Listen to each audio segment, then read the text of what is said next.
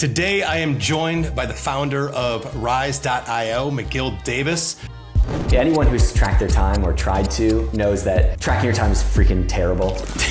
And with Rize, we fully automate that. Just launched our MCP today, so you can connect that with Claude and ChatGPT and do a lot of really cool things. Is this breaking news? Yes, it's breaking news. Yes, Announcing exactly. on Life's a Pitch podcast. All right. You can't manage what you don't measure. So if you don't have the data on how you're spending your time, how long things are taking you, then you're never going to be able to actually improve them. A product metric for us is how long it takes for people to review their time each day. And our goal is to get that to zero, with zero edits, right? I think AI has made time tracking, which was such a suck of time and energy, it's just not fun at all, into something that's just done automatically. That's what we've been doing a lot in Rize now, is we're measuring workflows and then we're getting a baseline there. And then we're trying new tools, implementing new workflows, and then measuring what's the real impact of that.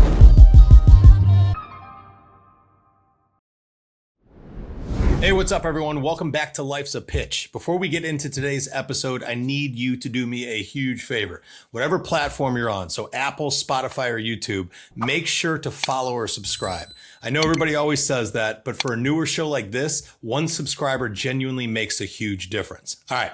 That's my ask. Let's get to our amazing guest for today's show. Today, I am joined by the founder of Rize.io, Macgill Davis. Rize.io is an AI-powered time tracking platform. This is Mac's third startup with experience in Silicon Valley across both bootstrapped and venture-backed companies. He's passionate about building products, talking to users, and exploring the intersection of AI and operations. Mac, what's up, man? How are you? Yeah, no, not too much. I'm really excited to be here today. So thank you. Yeah, for sure. Mac and I have a mutual experience, previous guest, Chris Dubois, in the agency space. So props to Chris for making this intro.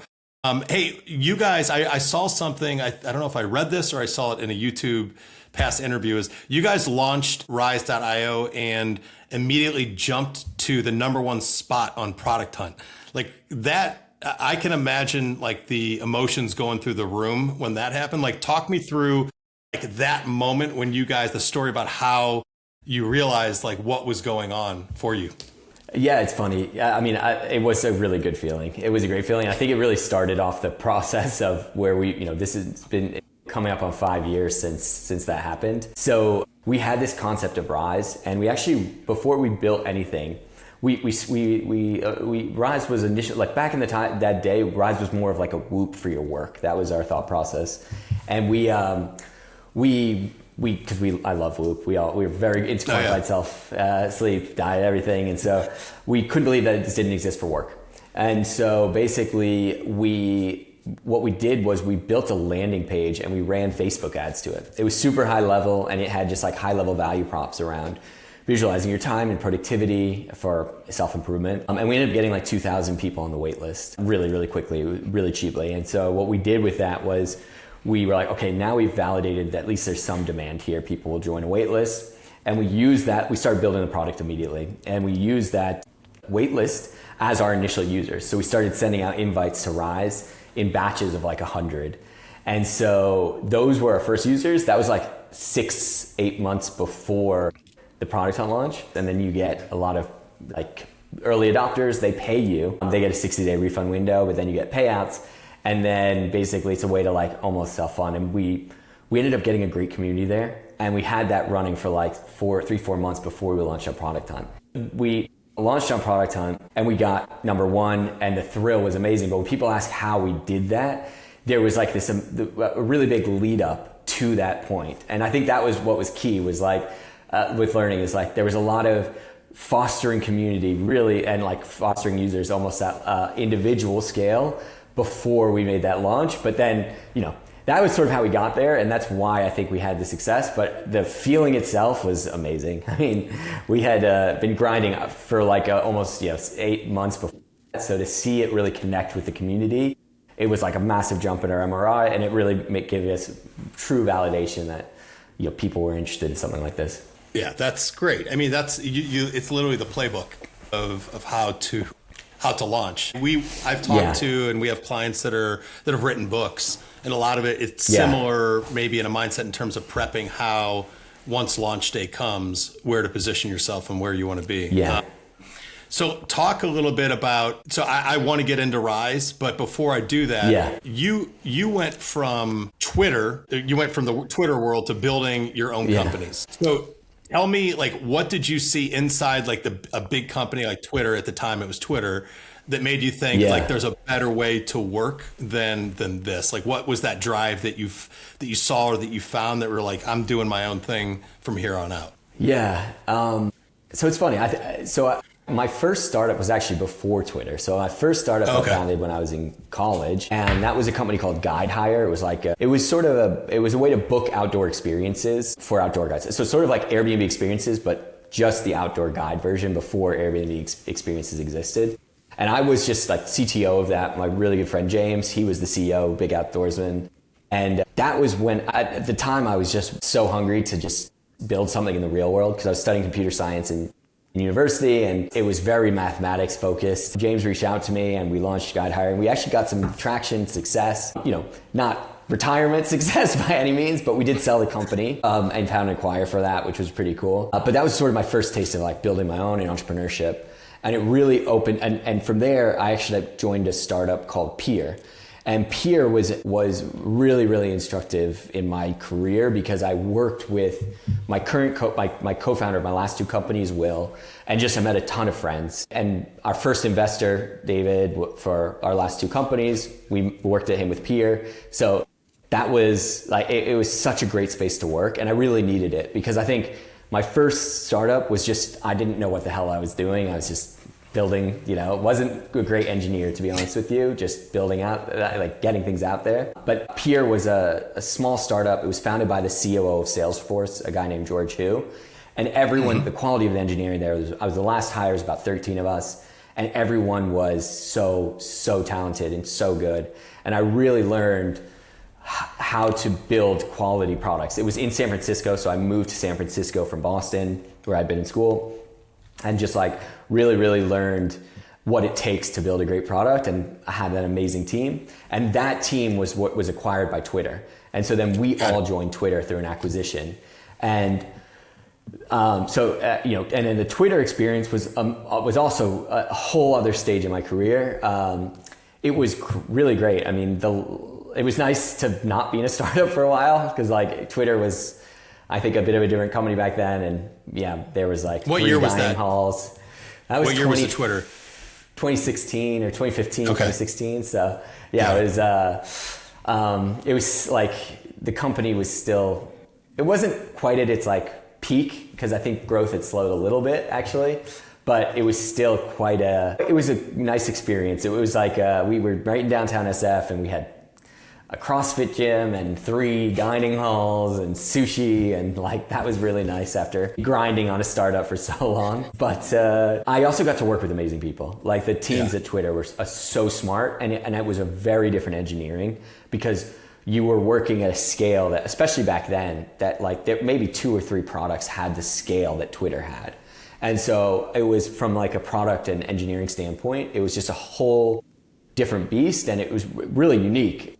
And so I worked and learned so much there, but more, again, I'd say, about companies at scale.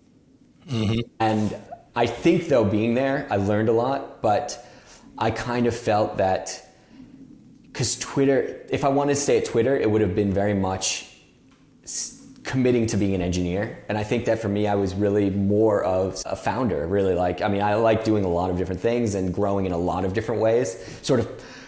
Instead of being really good at one thing, I'm like probably terrible and mediocre at a lot of things, but I enjoy that. And so my friend, Will, we met at Peer, Will Goto. We ended up, deciding that, we felt like there was an opportunity to start a company there. And this was around 2016, 2017, I think, 2016, And so we ended up leaving Twitter and founding, a VC-backed company called HumbleDot.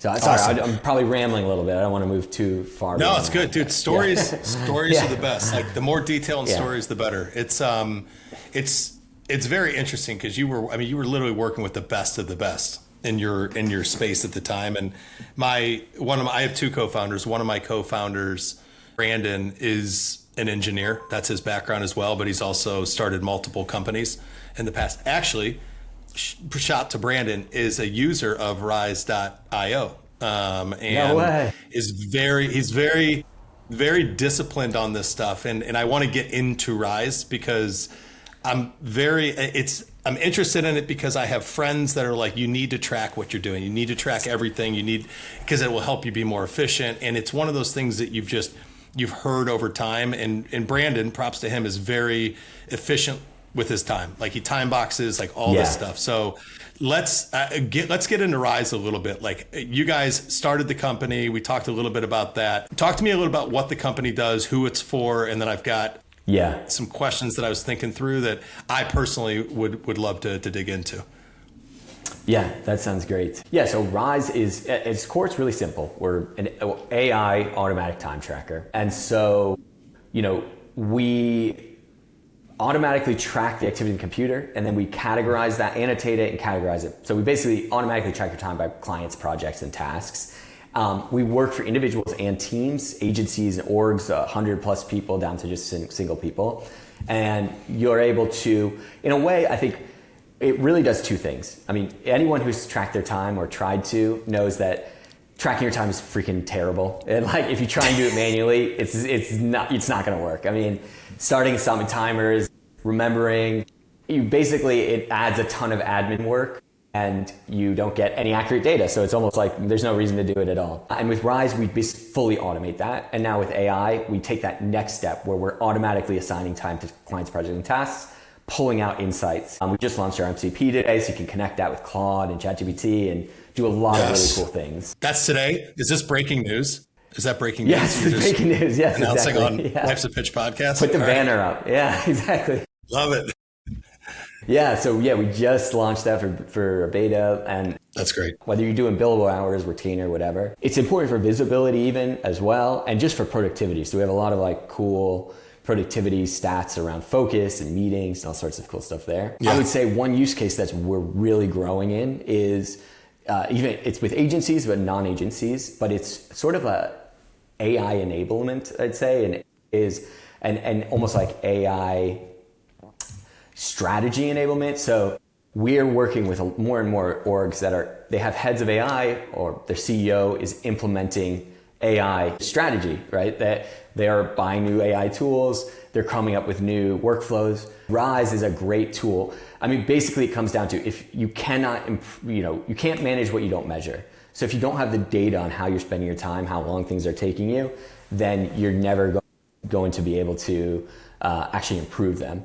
And that's really like the core philosophy behind the product. Yeah, it's awesome. And it's crazy though, too, like you said at the beginning, people don't like doing this. Like, it's not an easy thing. Throughout my career, if I've worked with developers or marketing teams, like sales teams especially, God, my background's in sales. You ask a salesperson to start time tracking their shit, it's not something that they're excited about. Why do you think it's been like historically like a broken process? And then obviously, how are you guys thinking differently about incorporating that into the day-to-day lives of these people without giving them just another tool that they've got to log into and log out of each day?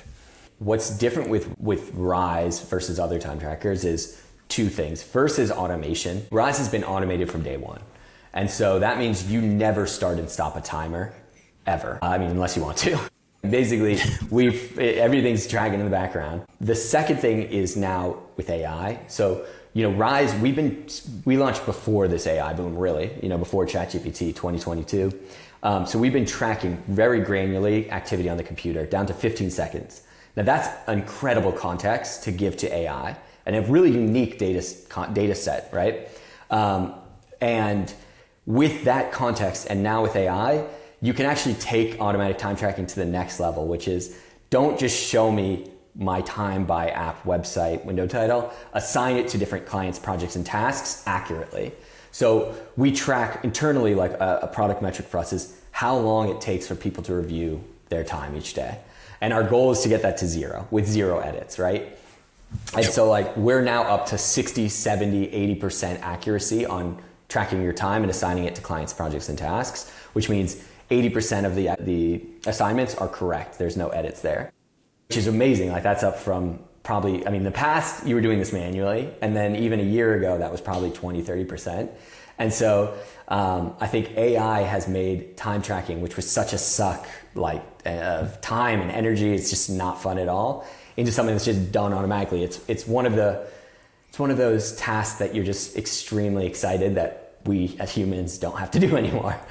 So I've recently, and my co-founders will laugh at me about this, but I've finally jumped on the Claude bandwagon, for example. Yeah. And I've started building out agents that are just, because what I would do is I would just write things down that I was repeating throughout the week that I didn't like doing, that were time sucks, right? And so I started creating agents that would, in essence, do a lot of this work in the background for me. And it's been, I'm 2 weeks into it now, and I can already tell it's like saved me so much time. However, I can tell you that as soon as we get off of this, this podcast, like I'm going to sign up for Rize, because I'm starting to understand at this late stage in my old ass career, like how important this stuff is, because the amount of time that I've wasted, like it's being busy is not something that you should brag about, right? It's exactly. The whole work smarter, not harder thing. I would say, and I think that's actually a big differentiator in a Rize sort of experience is, now most of our clients are teams, agencies, and bigger companies that use Rize and roll it out. You can still use it as sign up individually. And we have thousands of people who do that, and our customers on that individual tier. What I'd say, the fact is most time tracking though has come from top down. So when you look at a lot of other time trackers out there, especially in the agency org front, they're terrible experiences for the people who actually have to use them, because they're not selling to those users. It's just they're selling to some CFO, CEO who's not actually going to be tracking their time. We started a B2C product, and we'll never give up that B2C spirit in the product, because we think that makes us a better product for everybody. Like, we focus a ton on usability, so that the experience is actually, like, Rize is going to help you as an individual, whether you're getting that profitability data for your org or not, a ton to help manage your time. It's going to help save you a ton of admin time. It's going to help the team manager. It's going to help the whole org. Like, we focus on actually adding value and removing friction for everyone that interacts with the product. And that's really important to us. Yeah. It's the fact that you guys are coming at it from that point of view, I think just makes it that much more valuable than other tools that I've tried. And I've definitely made efforts to, incorporate Chrome extensions in, and it didn't work in the past. So I'm excited to get into it. When you guys, let me ask you this. So who is your buyer within organizations? So if you're going in, like, who's the person that's ultimately pulling the string and saying, we're bringing on Rize, we're going to incorporate this within the organization? So it's funny because it's shifted a lot. Like, I mean, when we started Rize, we were B2C. So we didn't really, the buyer was pure B2C. We've layered on this kind of team and organization tier now. For those, when we sell to agencies, let's say 5 to 20, it's usually the CEO of the agency. When we sell to 50 to 150, plus, it could be either the CEO, the COO, or even the CFO, actually.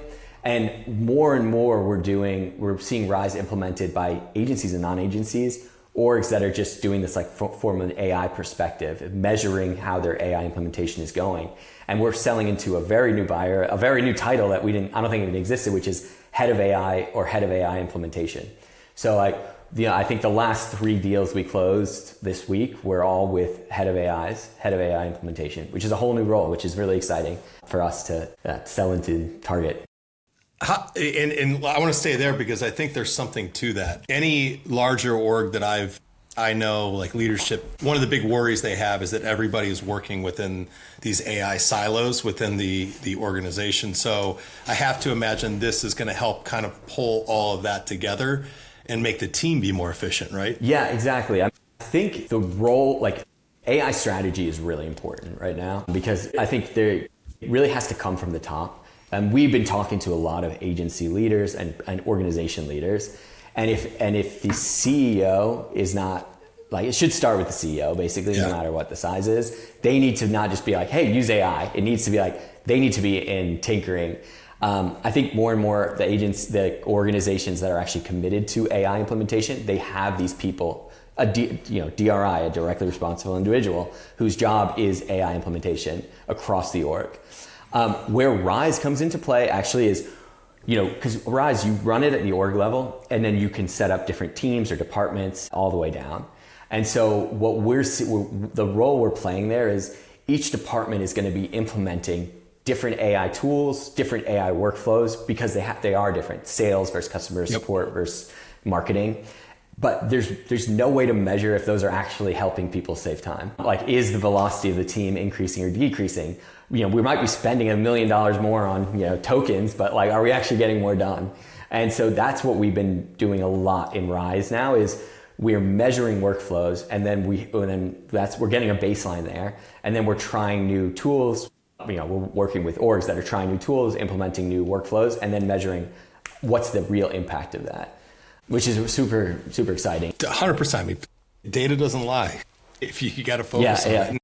I mean, it's easier for me to say that than do that myself personally. So it's great. Let me ask, where are you guys, if you look at where you are today, what's the plan moving forward 3 years down the road? Do you guys have ideas on potentially new markets or new services, products that you could bring to the table? I'm sure that there's an abundant amount of things that you guys could do with this. Yeah, I think you can tell me that's secret. We're not telling you any of this stuff yet. There's definitely some stuff I'll play a little bit close to the chest. I think that though, but there's just so much opportunity. It's hard for me to, honestly, I think it's hard for anyone to know where things are going to go.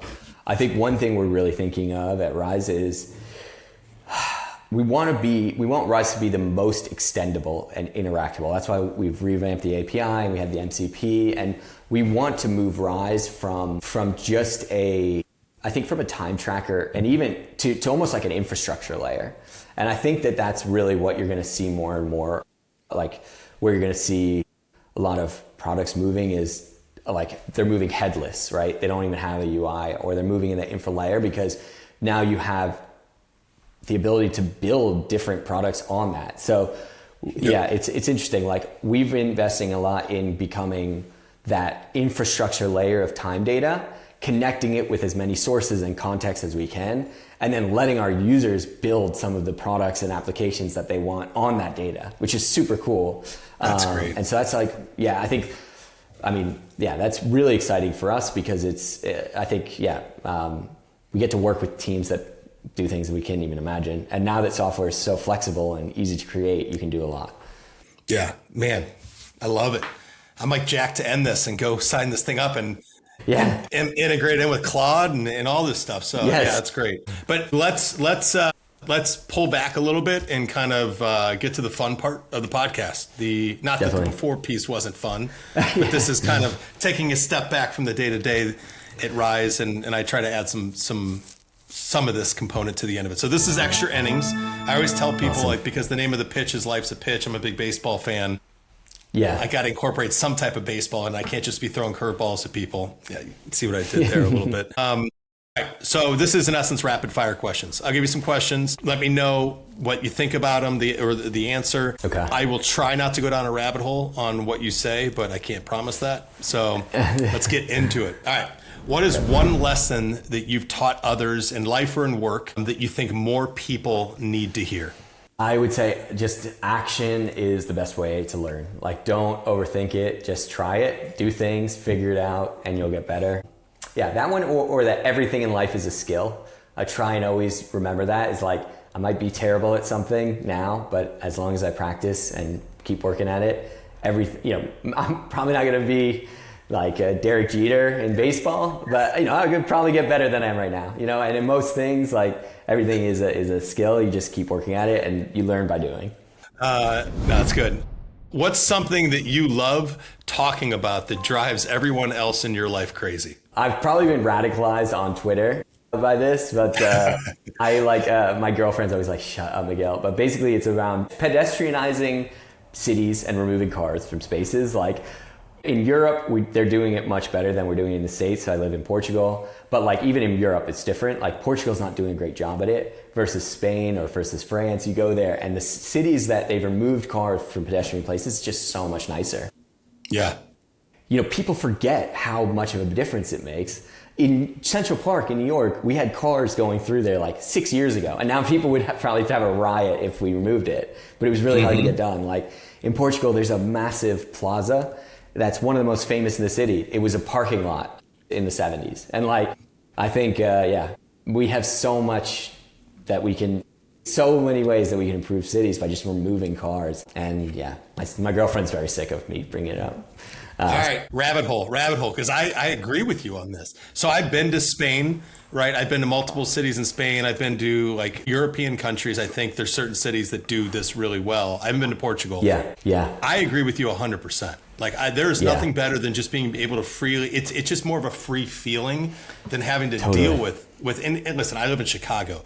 Chicago's not going to be able to do this, but there's certain sections of the city that you can absolutely do this in. Exactly. And it's seasonal too. They do shut down certain streets during like like right now they're going to start shutting down some streets so people can walk and there's walking traffic. But I'm with you on this one. I think it's a great call. And it's funny because it's not like we're getting rid of cars or changing everything. It's just, I mean, there's literally a block from my house. There's an amazing cathedral at the top of a hill. It's so beautiful. Across the street, there's a beautiful park. They use this whole front patio as a parking lot. I'm like, man, I can't believe this. There's so much parking in the city. There's so many places you can put cars. Like, let's not put it in. Let's turn the front of the cathedral into a park, please. Like, I feel like that's not asking too much. Yeah, but. Do you just walk by the cathedral, like, and see people getting out of their cars and just giving me like a shit-eating grin, like just grin at them? Yeah. You should not be parking there. Yelling at the priests, the nuns. Yeah, that's good. I like that. Awesome. Great idea. You know what? I may annoy my wife with that one. I'm going to bring that up and see if I can annoy her a little bit. All right. What is the last thing that genuinely scared you?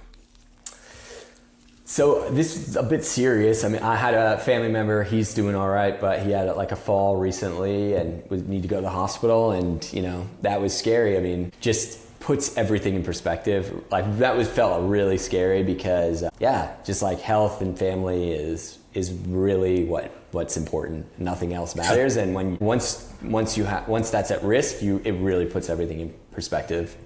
Yeah, absolutely. Yeah. I've had similar fall with my brother about 5-6 years ago, where it was a close call, and it definitely puts things into perspective. That's a good one. Because I can relate to it. What is the truth about business or being an entrepreneur or whatever that you didn't believe until you actually lived it? Okay, yeah, this one, I'll bring up, I remember I watched an interview with Jack White of the White Stripes, and he said something like, they were asking him about his success as a musician, and he was like, listen, I'm not even the top 10 best guitar player, top 50 I've met in my career. He's like, the only reason I'm successful is because so many people who want to become musicians think that they only should play when they're feeling inspired. And he's like, and I wake up every day, no matter what I feel like or what I do, and I play my guitar for 3 hours. I think that the parallels there with entrepreneurship are really strong, where it's like, a lot of people think entrepreneurship is like the highlight, again, number one on Product Hunt, you know, like stuff like that. And those are such a fraction of what it is. As any entrepreneur can tell you, most of it is just showing up and like grinding day in and day out, doing like just showing up and being there every day and pushing the ball forward an inch at a time. And then it's amazing how far you can come in a year or not. But I think that's really what it is. It's not glamorous. No, it's, you know what though? I think one thing to that is that you have to love what you're doing, because I can't imagine waking up and like knowing that, okay, hey, and it's almost like habit. It just turns into habit if you love what you're doing, and it doesn't feel like it's something that you have to do, right? It's the whole need to do, have to do, all that, like get to do. You get to do this. Yes. But if you feel like it's a task and a chore, then I don't know, maybe it's not the right path for you. Totally. But, completely agree. Well said. All All right. You're going to a dinner party, right? Or Yeah. you're going to grab beers, whatever it is. And you got 3 people, living or dead, that you want sitting at your table. Who are they and why?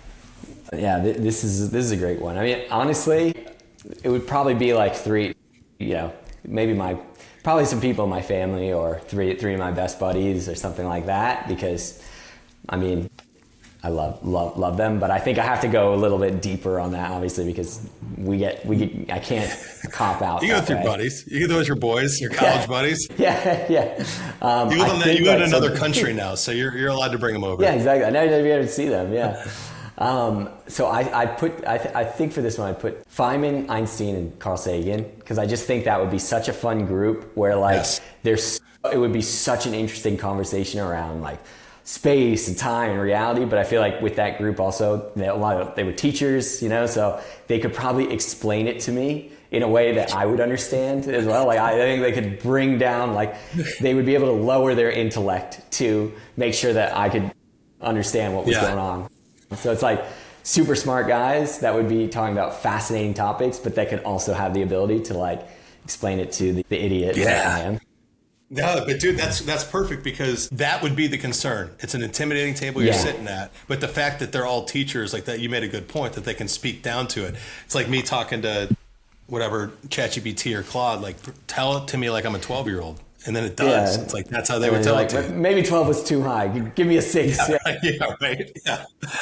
That's good. That's a good one. I like that one. All right. Last one. First concert, last concert. The first concert I remember really well was a band called Franz Ferdinand. I don't know if you remember them. Oh, yeah. Yeah, classic. Float On, I think is their big song, right? Or no, it was... No. I think Float On was Modest Mouse, but they had something like that. March On or something. Like, I forget what it is. Yeah. This is going to bug me now. All right, I'll look it up when we get done. But okay, so Franz Ferdinand, that's a good one. Take Me Out. That's it. Yes, that was it, yeah. So I thought in New York City with like my really best friend from childhood and his dad. And his dad took us, we were like 11 or 10 or something, and he took us to concert. And so that was awesome. I'll never forget that. And then most recent concert was, I'm trying to think. I feel like I went to one more recently than this, but the one that's coming to mind was Nick Mulvey, who's like a folk British singer that my girlfriend got tickets, and we saw him here in Lisbon, and he was great. Like I had never heard of him before, and the concert was really fun and very chill, but like I really like the music. I've been listening to him a little bit since, so. Yeah, that's good. It's great when you go to concerts. I just love, the reason I put this in here is because I love going to live music. Like when the concert season lineup starts to come out in Chicago, like the weather's turning, it's just one of those things. And I do. Sometimes I'll get pulled to concerts. I've never heard of the person before, and it's like pleasantly surprising. Like that was a great show. I did not expect that. So yeah, it's a good one that you can go to a show like that and come away like a fan of the artist that you went and saw. Awesome. So Mac, where can people find you? So yeah, you can find me on LinkedIn. It's just Macgill Davis, Macgill Davis, or on Twitter as well, or X, same Macgill. And then definitely check out Rize, Rize.io. You can email me as well. It's Macgill, my first name, at Rize.io, Rize.io, Macgill. So cool. Those are where we're mostly hanging out. And thank you so much. Anything you want to plug? You want to plug anything? Let's plug that MCP. I mean, Rize, obviously, highly recommend it, whether you're an individual, team, agency, check it out. Like I would say it's such a critical time to be using a tool like this, just because things are changing so fast and you need to understand how to implement things correctly. Because I think we're at a critical time for organizations and individuals where like the people who can figure this out first and well, like there's an insane amount of opportunity. And I think Rize is a great product for that. Love it. Yeah. Well, thank you for coming on the show. Really appreciate it. Thanks so much. It was great getting to know you, like, and just kind of digging into this stuff, like fascinating. All right. Well, that is a wrap for this episode of Life's a Pitch. Again, big thanks to Mac for joining. If you liked it, thank you. Share it, tell a friend, follow, subscribe to it, which would mean a lot. Borrow something that Mac said that was smart, pretend it was yours, whatever. And remember, behind every strategy, title, or success story. There's a lot of chaos, self-doubt, and a whole lot of trial and error. We'll see you next time.